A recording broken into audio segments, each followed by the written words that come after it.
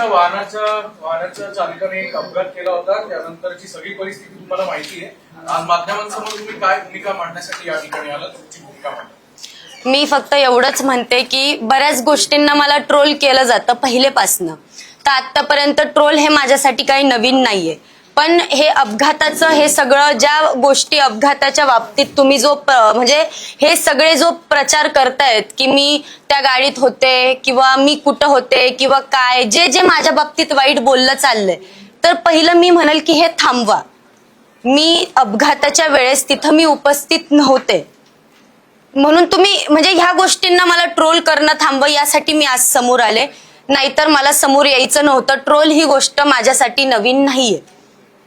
एका बाजूने वकील तुमचे असं काल म्हणाले की तुम्ही मदतीचा हात अपघातग्रस्तांसाठी पुढे केला. हो. दुसरी बाजू असं सांगते की त्यांच्याकडनं असं आम्हाला सांगण्यात आलं, आम्ही माध्यम आहोत, आम्ही रिपोर्ट करणार की ते जे सांगतात त्यावरून त्यांचं असं म्हणणं आहे की तुम्ही कुठलाही मदतीचा हात पुढे केला नव्हता. ह्युमॅनिटेरियन ग्राउंडवर तुमची नैतिक जबाबदारी म्हणून तुम्ही काय त्यांना मदत करण्याची मदतीचा हात पुढे केला नव्हता असं म्हणतायत का ते? मला ही गोष्ट माहित नाही. माझ्याकडे प्रूफ पण आहेत, सगळं आहे. काय ते ज्या वेळेस वेळ येईल त्यावेळेस मी दाखवल, आणि काय असेल ते वाटलं तर मी पोलीस सहकार्य जे आहेत त्यांना मदत करल, तो विषय नाहीये. पण मी मदतीचा हात पुढे केला होता. ज्या वेळेस मला ही घटना कळली त्यावेळेस मी तिथं म्हणजे माझ्या भाऊ लोकांना पाठवलं, मी पैसे घेऊन पाठवलेत की बाबा तुम्हाला जेवढी मदत लागल तेवढी तुम्ही घ्या, बाकीचं आपण बघू ना, पुढं मागं होतं ना. पण मी पाठवलं ना, तर त्यांनी नकार दिला आणि जे म्हटलेत की बाबा कायदेशीर किंवा काय, तर मग आपलं सगळं आता कायदेशीर चालू आहे, तर मग एवढं उठवायची गरज नाहीच आहे, एवढं करायची गरज नाहीये. हे सगळं कायदेशीर चालू आहे. किंवा पोलिसांनी हे पण सांगितलं की मी गाडीत असली जरी तरी गाडी मी चालवत नव्हते, मी गाडीत नाहीच आहे, तो प्रश्न तर वेगळाच आहे. पण एक सांगण्याचं काम मी सांगते की गाडी मी नव्हते चालवत, तर यात मी दोषी नाहीये. तर तुम्ही तरीही मी दोषी नसतानाही मलाच दोषी का ठरवलं चाललंय, मला हे कळत नाही. फक्त गाडी माझ्या नावावर आहे म्हणून, आणि असं नाही माझ्या कामाव्यतिरिक्त, म्हणजे माझा जो गाडी चालक आहे त्याच्या कामाव्यतिरिक्त गाडी त्याच्याकडे होती. तुमच्याबद्दल जे चंद्रकांत पाटलांनी जे विधान केलं, तुम्हाला ताब्यात घ्या वगैरे, त्यानंतर तुम्हाला काय वाटतं? मला वाईट कोणाला नाही दादा, साहजिक आहे वाईट वाटणं, प्रत्येकाला वाईट वाटतं की आज आपल्या बाबतीत काही ना काही उठवलंच चाललंय, विषयच नाहीये. फक्त एवढंच मला म्हणणं आहे की तो त्यांचा वैयक्तिक प्रश्न आहे की ते बोललेत की जे काही बोलले असतील ते त्यांचं, आणि असं नाही कोण नाही बोलत. मला तुम्ही इथं सगळे तुम्ही आता नवीन नाहीये माझ्यासाठी. मी जशी व्हायरल झाली आहे, माझी ही तिसरी वेळ आहे इथं, तुम्ही बघताय.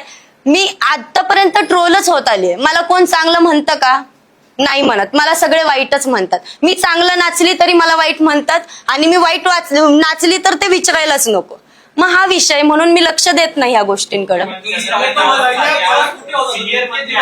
चंद्रकांत दादा एक सिनियर मंत्री आहेत, हो. अशा पद्धतीचं वक्तव्य करणं तुमच्या बाबतीत म्हणजे महिलांच्या बाबतीत याच्याकडे कसं बघणार योग्य आहे? मी हे योग्य अयोग्य मला ते मी सांगता येणार नाही. फक्त मी एवढंच सांगते, ज्या वेळेस दादांनी काय म्हणजे समोर फोन लावला त्यावेळेस समोर जे पोलीस सहकारी जे पोलीस दादा होते त्यांनी खूप छान त्यांना सांगितलं की काय विषय आहे. कदाचित दादांना माहिती नसेल हा प्रकरण किंवा हा विषय दादांना माहिती नसेल, म्हणून दादा असे बोलले असतील, सांगता येत नाही.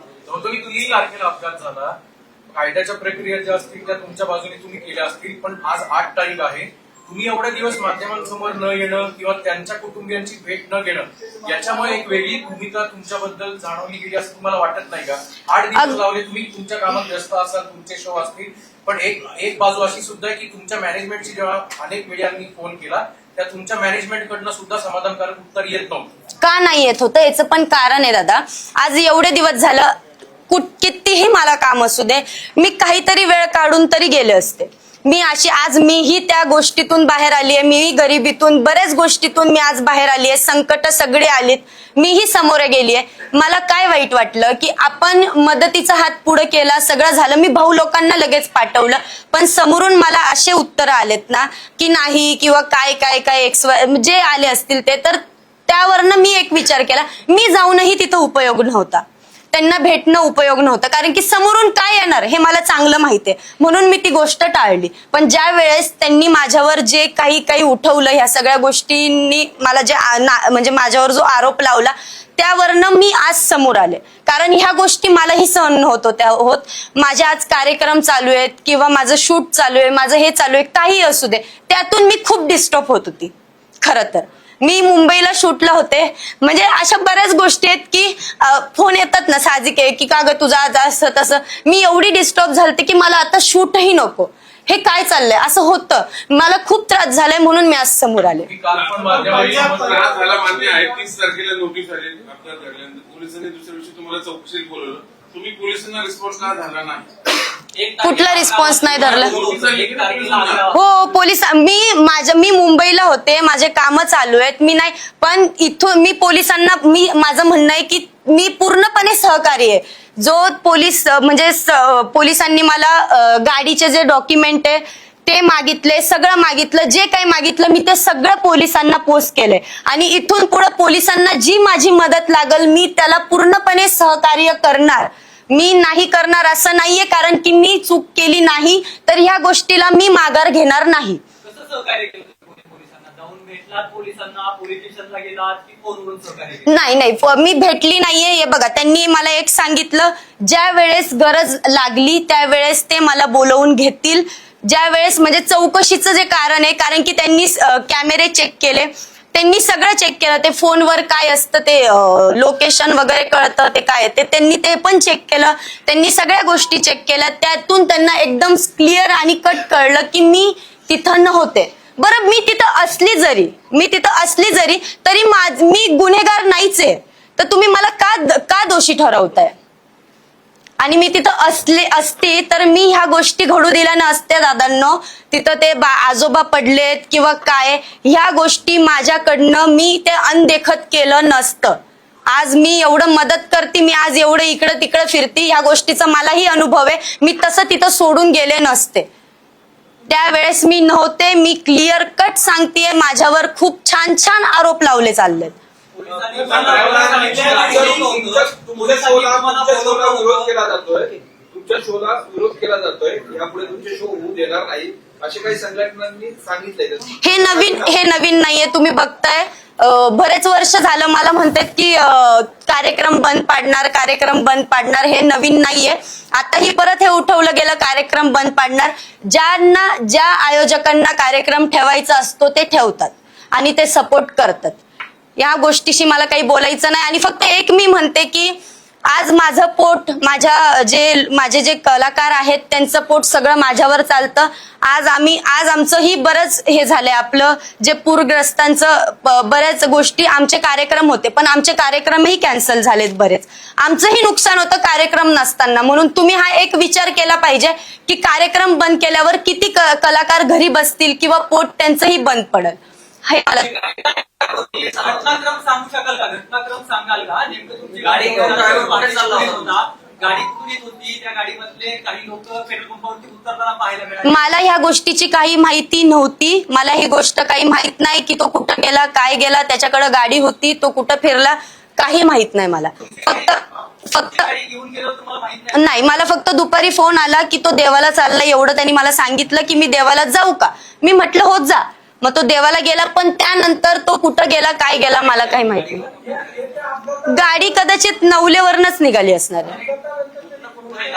नाही, ते नाही सांगता येणार मला.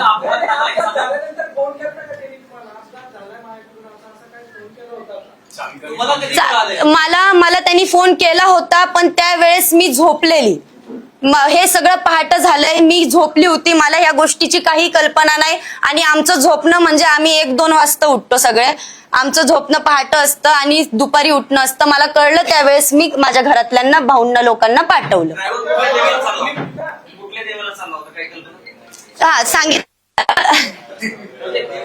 ऐका ना, तुम्ही नाही, मुद्दा असा आहे, घटना कळल्यानंतर तुम्ही सोशली रिस्पॉन्ड होणं अपेक्षित आहे, कारण ते पीडित कुटुंब जीव शिवच्या स्टेक लागले होते. तुम्ही का नाही संपर्क साधला ते कुटुंबाशी? मग संपर्क का, कोण म्हटलं दादा नाही साधलं? भाऊ लोक गेलेत ना माझे तिथं.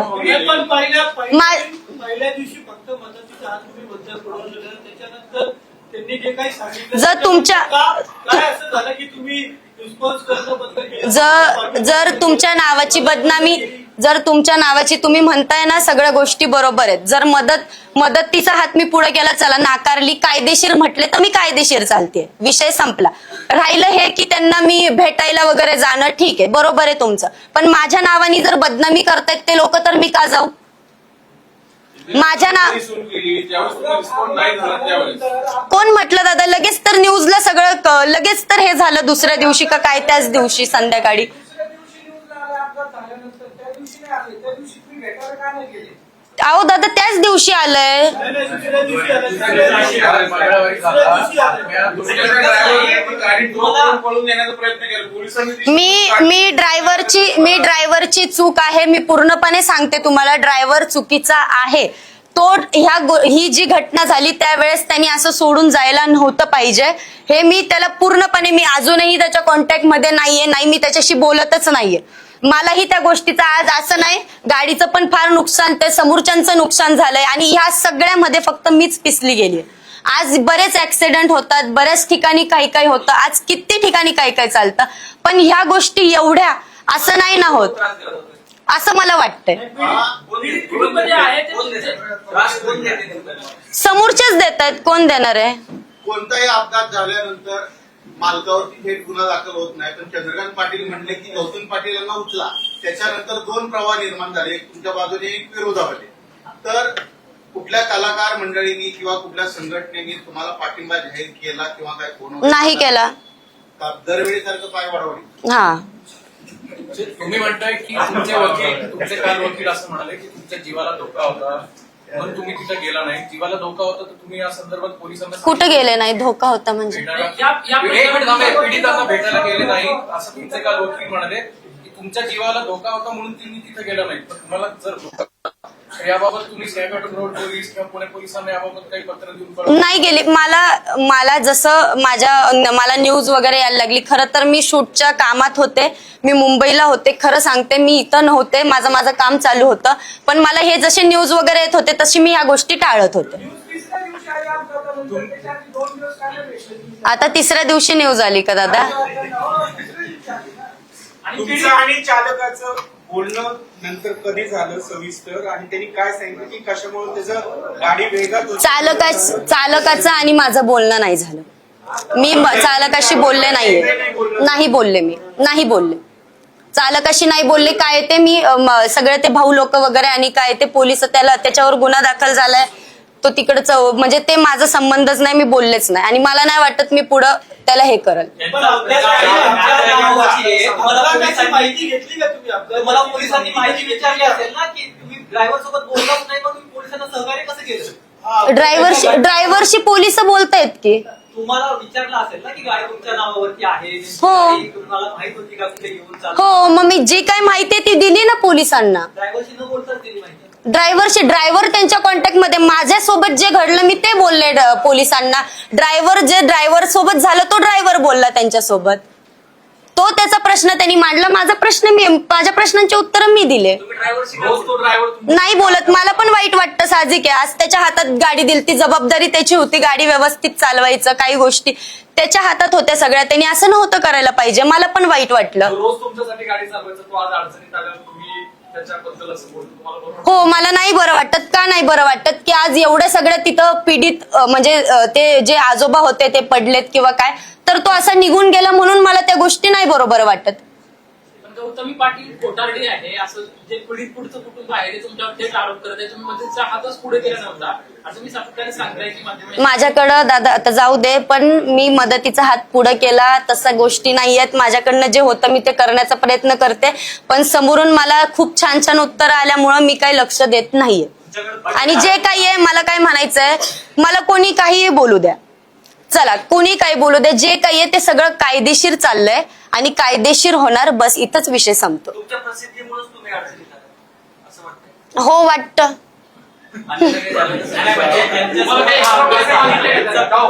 तुमच्या नावाचा वापर करून तुम्हाला एक्स्ट्रा पैसे मागितले का घरच्यांनी? इतके लाख पाहिजे, तितके लाख पाहिजे, मागितले. पैसे मागितले? त्यांनी तुम्हाला किती पैसे मागितले? खूप मागितले. ते नाही सांगत मी, पण मागितले खूप.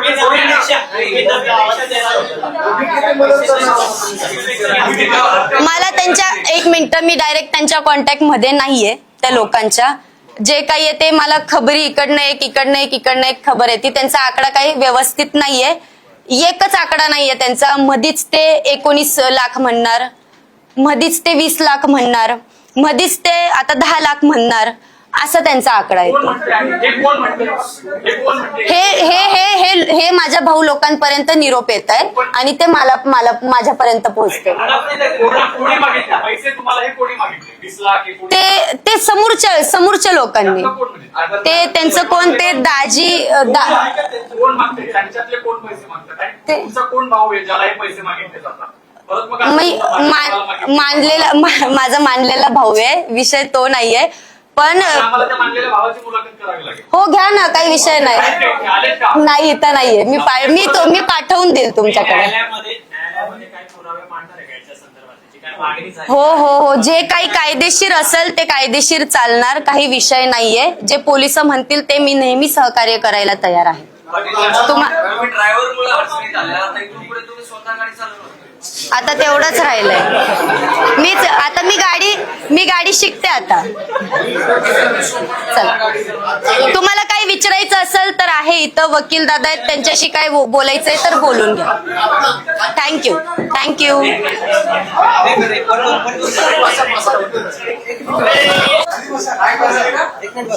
हा, एक मिनिट.